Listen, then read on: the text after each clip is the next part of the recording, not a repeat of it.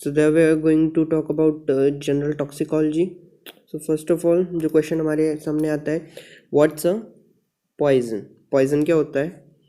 सो इसकी classical definition है कि any substance in any form, it may be solid, liquid और gaseous, introduced into the living or brought in contact with any part, it will produce ill health or may also produce death by its constitutional or local effects or both. ये इसकी classical रट्टा मारने वाली definition. तो जो चीज़ हमारी समझ आती है वो क्या है कि कोई भी सब्सटेंस हो, ठीक है, फॉर्म उसकी कुछ भी हो, लिविंग में हम जैसे उसको इंट्रोड्यूस कर रहे हैं वाया कोई भी route, it is producing ill health or death. Now one another term that also comes to our point is toxins. Now what are toxins? What is the major difference between poisons and toxins? Poisons में हमने अभी देखा it may be any substance, कोई भी substance हो सकती है, but toxins are mandatorily to be produced from the living organisms. They might be bacteria, they might be virus, they might be fungi, they might be plants, maybe animals. इसके बाद important चीज़ है classification of poisons, जो mostly हमारे exams में पूछा जाता है. And इसके लिए सिंपल सी जो चीज़ हम याद रख सकते हैं अभी नेमोनिक, वो है सिनकैम. क्लासेस में जिनमें मेनली पॉइजन्स को डिवाइड किया गया है वो है corrosives, irritants, they are neurotoxic, may be cardiac, asphyxiants और मिसलेनियस जिसमें हमारे एग्रीकल्चर एंड फूड पॉइजन्स आते हैं. इन सभी को हम वारी करके देखेंगे. उससे पहले हम कुछ इंपॉर्टेंट डिस्कशन कर ले जो एग्जाम्स में क्वेश्चन बन के आते हैं. इसमें सबसे पहले आता है duties of doctor in case of suspected poisoning, जो हमारे लिए सबसे ज़्यादा इंपॉर्टेंट है. तो इसमें ड्यूटीज़ होती हैं एंड एक लीगल ड्यूटीज़ होती है. तो हमारे पास कोई भी पॉइजनिंग का केस आता है, सस्पेक्टेड पॉइजनिंग का केस आता है, तो सबसे पहले जो हमारी ड्यूटी बनती है वो है, उसमें मेडिकल ड्यूटीज़ आती हैं, वो है ट्रीटमेंट ऑफ पेशेंट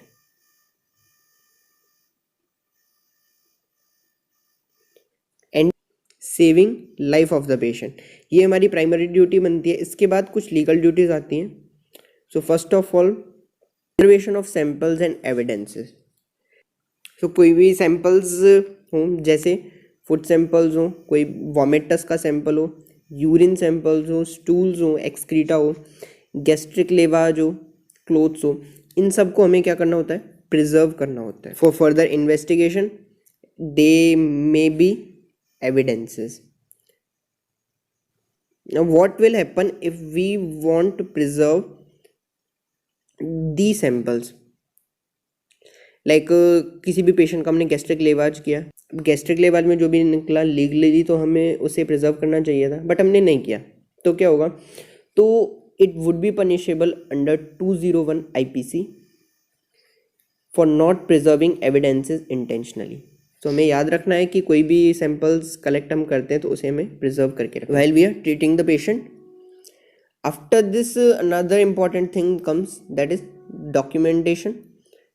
वो पेशेंट आया, हमें उसका डॉक्यूमेंटेशन रखना है, जैसे उसका नेम, एज, सेक्स, ऑक्यूपेशन वगैरह वगैरह, कब वो आया है, किस कंडीशन में आया है, everything we have to keep it recorded. And then comes the most important thing, that is police intimation, informing the police about any unknown, suspected or homicidal case of poison. So we have to give information to police, and it is also mandatory, and it comes under section 39 CRPC. Now again, what will happen if we do not give information to police? So it is again punishable under section 176 IPC. What we have to remember is section 201 IPC में क्या आता है? If not preserving samples. Section 176 IPC में आता है not informing police about a case of poisoning, and section 177 IPC is about giving false information to police. So this was about informing the police about homicidal or suspected homicidal cases. But what about suicidal cases? तो suicidal cases में क्या होता है? यदि patient alive है and वो accept कर रहा है कि हाँ, I took the poison intentionally, suiciding, so we are not obliged to give information to police. ज़रूरी नहीं है, हम चाहें तो दे सकते हैं, but if the patient dies during the treatment, और हो सकता है वो अराइव डेड हुआ हो, फिर इवन उसके पास से सुसाइड नोट मिलता है और इट इज़ बीइंग सीन कि ये सुसाइडल केस है, इवन हमें पुलिस को इन्फॉर्म करना होगा. After this our next duty is to record the dying declaration. What is dying declaration? कोई भी पेशेंट है, उसका ट्रीटमेंट चल रहा है एंड हमें पता है कि patient is in serious condition, we are not sure that we will be able to save the patient और नॉट. सो हमारी ड्यूटी क्या बनती है कि हम पेशेंट का डाइंग डिक्लेरेशन रिकॉर्ड कर लें. मरने से पहले जो भी पेशेंट कह रहा है हम उसे एक जगह पे रिकॉर्ड कर लें and we have to provide it to the police. After this judicial proceedings जब होती हैं, जब भी किसी केस की जांच हो रही है, तो we are bound to give all the information we have collected. हमने जो भी इंफॉर्मेशन वहाँ पे कलेक्ट किया है, हमने डॉक्यूमेंटेशन किया, हमने डिक्लेरेशन रिकॉर्ड किया और कोई भी सैम्पल्स कलेक्ट किए, we are bound to provide all the information to the जज और investigation officer and it comes under section 175 CRPC.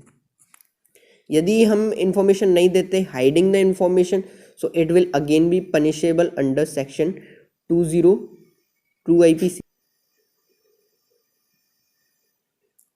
Or giving false information to judge or investigation officer, it comes under section 193 IPC.